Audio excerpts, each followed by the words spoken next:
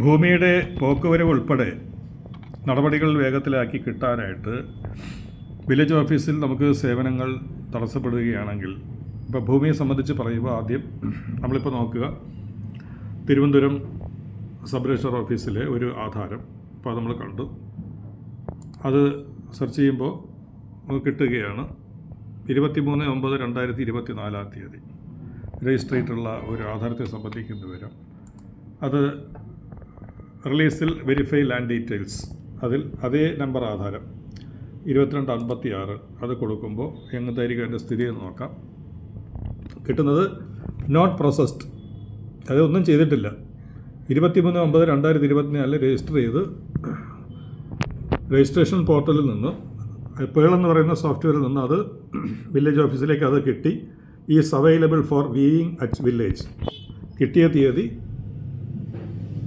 4 മണി, 23/9/2024 4 മണിക്ക് കിട്ടി. വില്ലേജ് ഓഫീസറുടെ നമ്പറും ഉണ്ട്.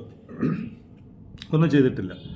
അതേസമയം ഇത് കഴിഞ്ഞിട്ട് 2256 ശേഷം നമുക്കൊരു നമ്പർ നോക്കാം. ഒരു 2301 അതേ ഓഫീസിൽ 2301 എത്രയോ നമ്പറിന് ശേഷമുള്ളത് നമ്മൾ ഗെറ്റ് കൊടുക്കുമ്പോൾ 2301 ഈ സഭയിൽ വ്യൂയിങ് അറ്റ് വില്ലേജ് അത് കിട്ടിയിരിക്കുന്നത് പേട്ട വില്ലേജിലാണ്. പേട്ട വില്ലേജ് നമ്മൾ നോക്കുമ്പോൾ അപ്രൂവ് ചെയ്തു. 27-ാം തീയതി കണ്ടില്ല, 27-ാം തീയതി കിട്ടി, 3 മണിക്ക് കിട്ടി. അവർ 9/10 3 ദിവസം കഴിഞ്ഞ് 9/10 അത് അപ്രൂവ്ഡ്, അതായത് അംഗീകരിച്ച് കഴിഞ്ഞാൽ പിന്നെ പോക്കൊരു നമ്പർ അംഗീകരിച്ചു. അലോട്ടഡ് പുതിയ തണ്ടപ്പേർ നമ്പറും അവർക്ക് അലോട്ട് ചെയ്ത് കൊടുത്തിരിക്കുന്ന ഭാഗമാണ്.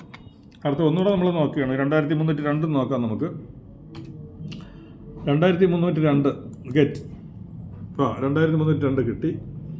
അത് വില്ലേജ് വരുന്നത് മുട്ടത്തറ വില്ലേജിലും 27/9 കിട്ടി. അവരും 1/10 അപ്രൂവ് ചെയ്തിട്ടുണ്ട്. അപ്പോൾ ഇതാണ് മുട്ടത്തറ വില്ലേജിലും അതുപോലെ തന്നെ ഫാത്തിമ റിയാസിൻ്റെ പേർക്ക് അത് അപ്രൂവ് ചെയ്ത് കഴിഞ്ഞു. പക്ഷേ എന്ത് ചെയ്യാം, കടകംപള്ളി വില്ലേജിൽ ഈ പറഞ്ഞതുപോലെ നമുക്ക് വേറൊരു നമ്പറോട് നോക്കാം. ഒരു 23 വെറുതെ ഒരു 2394 നോക്കി.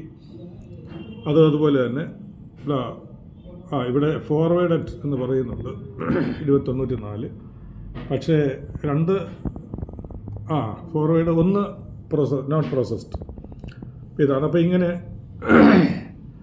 നോക്കാതെയും ഒക്കെയാണ് പോകുന്നത്. അപ്പോൾ ഇങ്ങനെ വരുന്ന കാര്യങ്ങളിൽ നമുക്ക് ചെയ്യാൻ കഴിയുന്നത് ഇത് സംബന്ധിച്ചുള്ള പരാതികൾ കൊടുക്കാൻ കഴിയുന്ന ഒരു സംവിധാനമുണ്ട്. റവന്യൂ പോർട്ടലാണ്.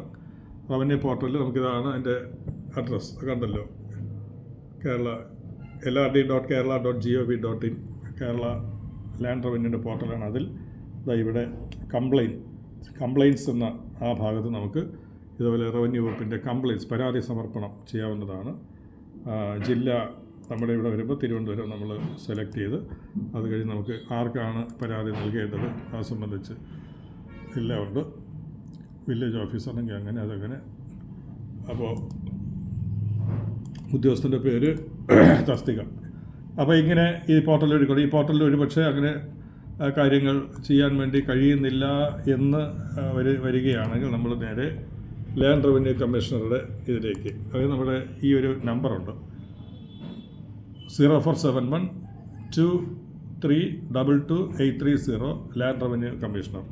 ഇവിടെ വിളിച്ച് നമുക്ക് പരാതിയായിട്ട് പറയാനും കഴിയുന്നതാണ്. അങ്ങനെ ഭൂമി സംബന്ധമായും അല്ലാതെയും ഉള്ള വില്ലേജ് ഓഫീസിലെ സേവനങ്ങൾ ഏതെങ്കിലും രീതിയിൽ തടസ്സപ്പെടുകയാണെങ്കിൽ അത് സംബന്ധിച്ച നിയമപരമായി നമുക്ക് ഉയർന്ന ഉദ്യോഗസ്ഥരെ സമീപിക്കാനും പരാതി പറയാനുള്ള അവകാശം നമുക്കുണ്ട്.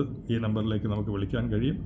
അതുപോലെ പരാതി പറയാനും അതുപോലെ പരാതി നൽകാനും ഒക്കെ കഴിയുന്ന സംവിധാനമുണ്ട്.